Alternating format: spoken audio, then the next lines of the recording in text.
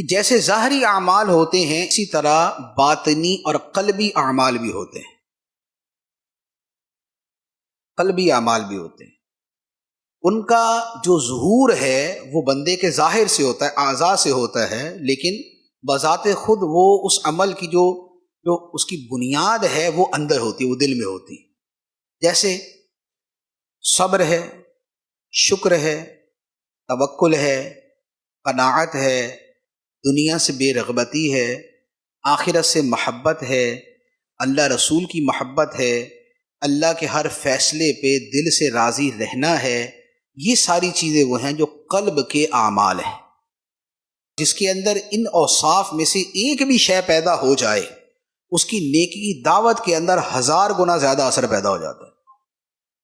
یہ آپ یقین رکھیے۔ بہت مرتبہ کیا ہوتا ہے کہ آپ دیکھتے ہیں نا کہ یار ہم نے تو بڑا بنا سوار کے سجا کے جامع ماننے اور بڑا فصیح و بلیغ اور انٹلیکچوئل قسم کا ہم نے بیان کیا، نتیجہ کچھ بھی نہیں نکلا یا تھوڑا سا نکلا۔ اور ایک دوسرا بندہ ہے سادہ سادہ بولتا ہے، ہزاروں پہ اثر کر دیتا ہے، جیسے پیر و مرشد۔ تو وجہ فرق کیا ہوتا ہے؟ وجہ فرق یہ ہوتا ہے کہ کلام کی تاثیر قلب کی تاثیر سے ہوتی ہے۔ کلام کی تاثیر میں الفاظ کا چناؤ، بیان کا اسلوب اور لب و لہجہ کی گھن گرج، اس کی ایک اپنی افادیت ہے، لیکن وہ نہیں ہو سکتا کہ جو دل سے بات نکلتی ہے اثر رکھتی ہے، طاقت پرواز نہیں مگر رکھتی ہے۔ وہ جو دل سے نکلنے والی چیز ہوتی ہے اس کا اثر ہی کچھ اور ہوتا ہے۔ اسی لیے جو صاحب دل ہوتا ہے وہ نہ بھی بولے تب بھی اثر کر دیتا ہے۔ جو صاحب دل ہوتا ہے وہ نہ بھی بولے تب بھی اثر کر دیتا ہے۔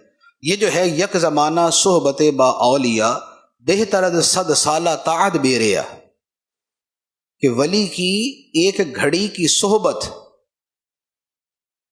یہ 1000 سال کی بے ریا عبادت سے بہتر ہے۔ تو وہ ایک گھڑی کے اندر وہ کون سا کوئی 1 گھنٹے کا بیان کر دیتا ہے؟ نہیں، وہ جو ایک لمحے کی صحبت ہے اس کے قلب کا جو اثر ہے، جو روحانیت ہے، وہ بیسیکلی اس پورے ماحول کے اوپر اثر انداز ہوتی ہے، اور جو اس دائرے کے اندر آ جاتا ہے اس کے اوپر اثر ہو جاتا ہے۔ اس لیے کائنات میں سب سے زیادہ اثر انہوں نے لیا اور سب سے زیادہ افضل وہ ہوئے کہ جو اس ہستی کی بارگاہ میں بیٹھے کہ جو خدا کی بارگاہ میں سب سے افضل ہے، جس کا دل سب سے زیادہ پاکیزہ ہے، یعنی ہمارے آقا صلی اللہ علیہ وآلہ وسلم، کہ ان کے قلب مبارک کا جو مقام ہے تو وہ ہے کہ یعنی کہ بیان ہی نہیں ہو سکتا۔ وہ بیان ہے جس کا بیان نہیں۔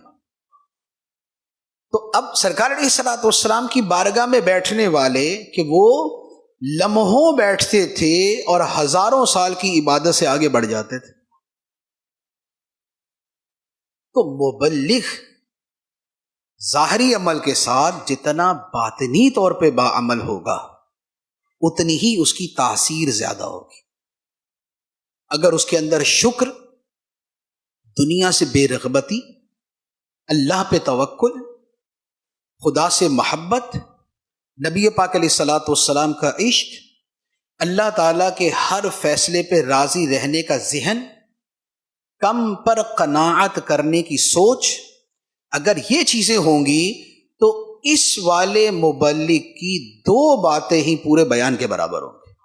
ہم دین کا کام کرنا چاہتے ہیں، دعوت اسلامی کا دینی کام کرنا چاہتے ہیں، تو ہم اپنے ظاہر اور اپنے باطن ان دونوں کو اس انداز سے بنانے کی اور اس انداز میں ڈھالنے کی کوشش کریں۔